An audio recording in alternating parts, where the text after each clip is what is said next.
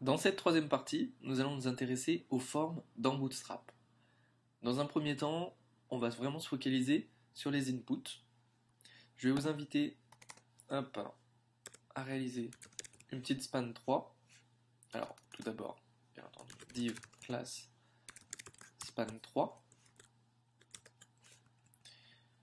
Dans cette div class span 3, on va y mettre notre premier input. Alors, comment définir un input? Tout simplement,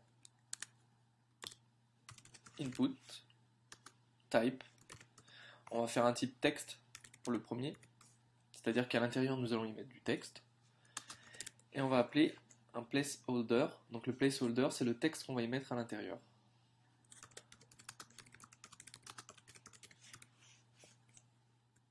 Hop. Voilà. Si on actualise, on a bien mon premier input. Vous pouvez voir que lorsqu'on clique dessus, il y a un effet d'hover en focus.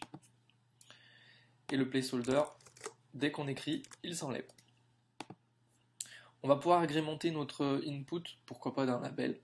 Alors les labels, c'est souvent au-dessus pour en fait informer de l'input en temps et en heure. C'est-à-dire que par exemple ici, je vais pouvoir mettre ma légende. C'est vraiment la terminologie pour le label, c'est une légende. Donc ça va souvent au-dessus, après à vous de le mettre comme vous le sentez. On va pouvoir aussi utiliser ce qu'on appelle un help block, c'est-à-dire une espèce de span qui va renseigner l'internaute, si la légende ne suffit pas, sur ce qu'il faut vraiment mettre à l'intérieur. Donc on peut le mettre en dessous et faire un petit span, classe help block.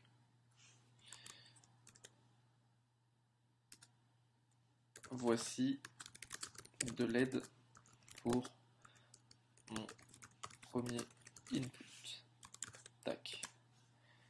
Et là, on va voir aussi qu'il y a une écriture qui sera différente de ma légende. On a une couleur beaucoup plus claire ici. Alors, si ça vous paraît trop gros, on peut toujours envisager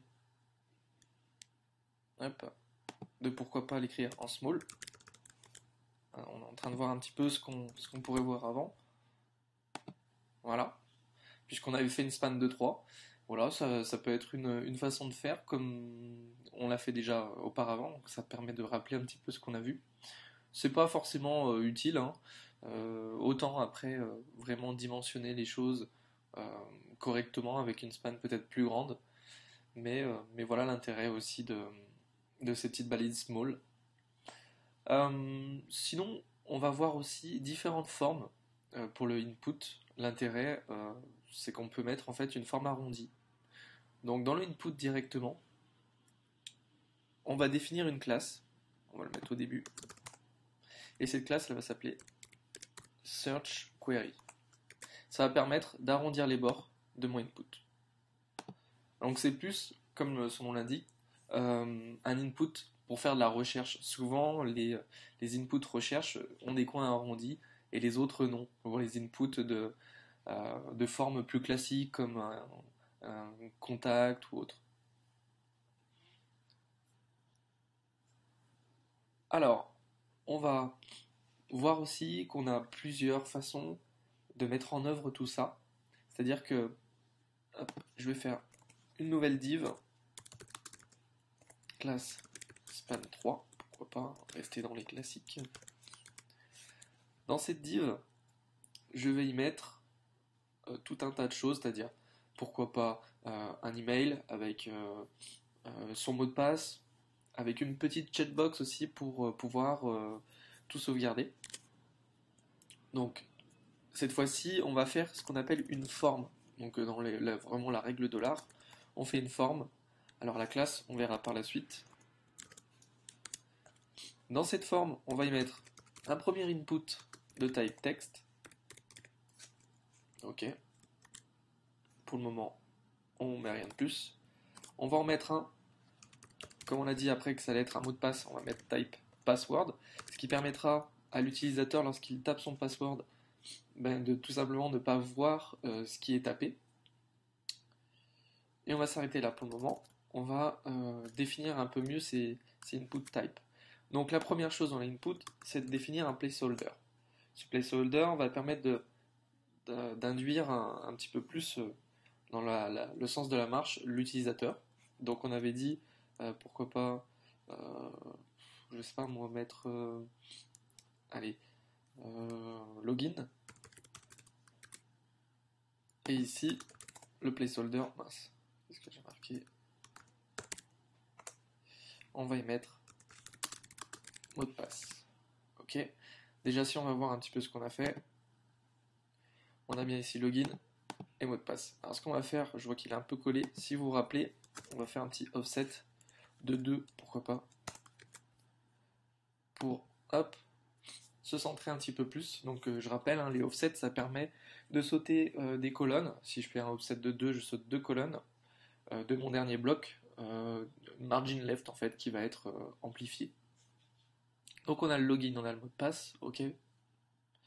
On va pouvoir y mettre notre petite checkbox dans un second temps.